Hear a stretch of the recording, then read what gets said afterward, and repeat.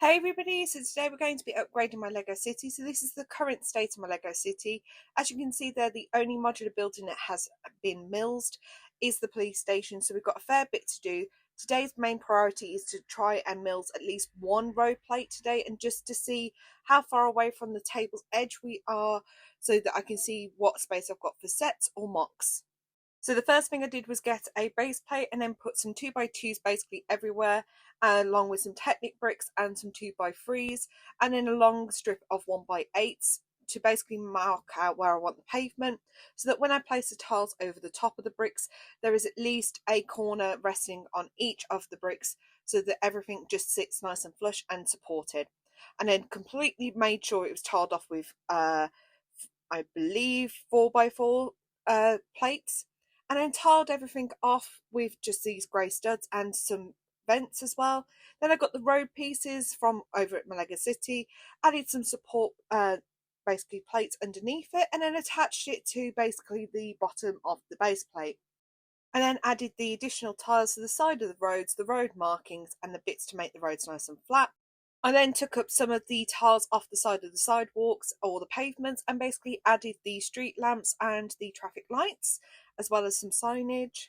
I then added two Technic pins into the Technic pin bricks to basically join it to the modular building, which, as I said, is the police station because that's the only one that's got the mill system on at the moment.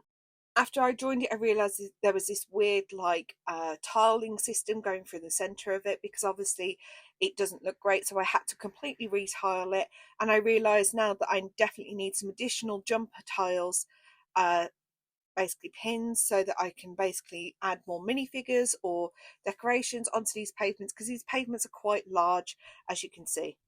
However, as you've just seen, there is quite a little bit of space between the edge of the new pavement and the edge of the table, which does mean it leaves it open for me to even make car park spaces, or even like other mocks or other buildings. It just entirely depends on what I'm going to do here. I'm going to have a little sit and think, but I do think this mill system is the way to go for my Lego City, because it just makes it so much easier to interchange between buildings and other pieces as well. And it also just makes it a lot easier if I ever do decide to light up my Lego City, because it gives enough space for me to run wires quite easily underneath it all. But it does use an awful lot of pieces and parts, which is why I'm probably going to slowly but surely integrate all of my Lego City stuff into this mill system. I think the next step will have to be to mills the rest of the buildings. That's going to be the tricky bit, because I don't think I have enough parts right now to do that. But I'm going to have a look at it next week and update you all weekly with what improvements I intend to make with the Lego City going forward. So I'll see you all next week on that update.